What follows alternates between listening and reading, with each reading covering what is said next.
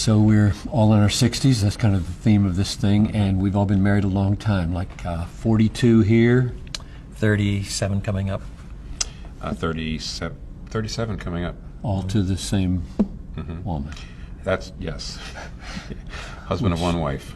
It is a precious thing. So a key of longevity. I read Bonhoeffer the other day, and I tweeted about it, I think, and he said to a couple he was marrying, the covenant from this day forward sustains the love, not the love, the covenant. And I, at 42 years of marriage, feel very strongly that needs emphasizing, that romance and falling in love is a beautiful thing, and re-falling in love again and again is important. And that re-falling in love after seasons of pain can be sustained only if you elevate covenant above those affections and that romance. So that's kind of my main message to the younger fellas and gals who would say, what do you want to tell us about our marriages?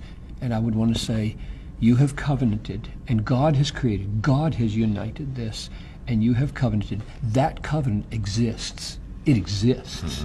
Your affections, they exist and then they don't exist. You get angry and then you don't get angry. You feel so mad, you'd wonder, where did all that affection go? And that can be reborn because there's this massive platform.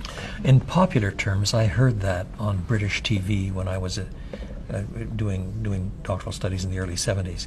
There was this old man who was being interviewed who had been married for something like 60 years or 65 years, and his wife was there with him, and the interviewer was saying, during all this time, haven't you ever considered divorce?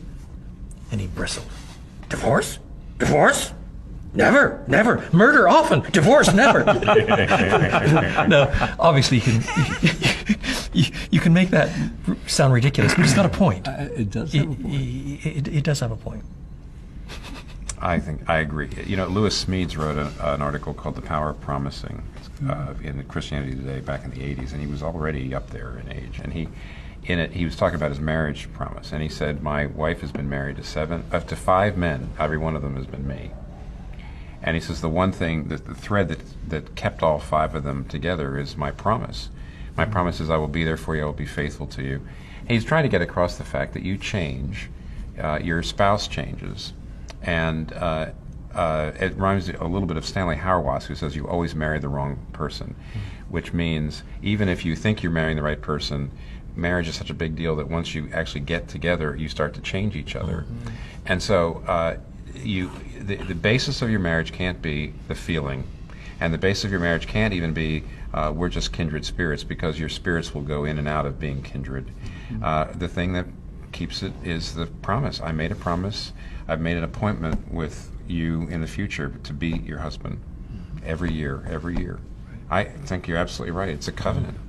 Yeah, and we've got to go because each of us has things to do here. But I would just underline, if that sounds too duty-oriented for people, that's the ground in which the flower grows. That's the ground, because if you're in a season right now where the flower is wilted and you think the solution is to pull the plant up, that's not the solution.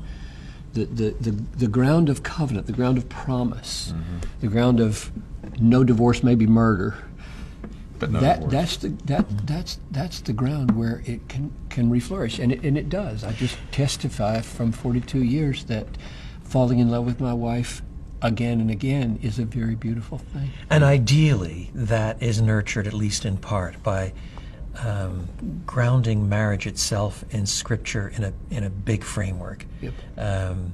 We're made by God and for God. This is His design, not my design. There is a huge typology between husband and wife and Christ and the church. We're saying something about Christ and the church by the way we act. So, in other words, the renewal of the covenant is not merely, I use merely advisedly, an act of will. It is itself grounded in what the new covenant is about, and what the gospel is about, and who God is, and so on as well. We are testifying by our perseverance in covenant keeping something about Christ covenant and the keeping. church That's right. in covenant with each other. That's we exactly lie about Christ and we lie about what the church is obliged to do if we Yeah, I leave think her. that's right. If we're talking We're any more done. about marriage, I'm going to cry.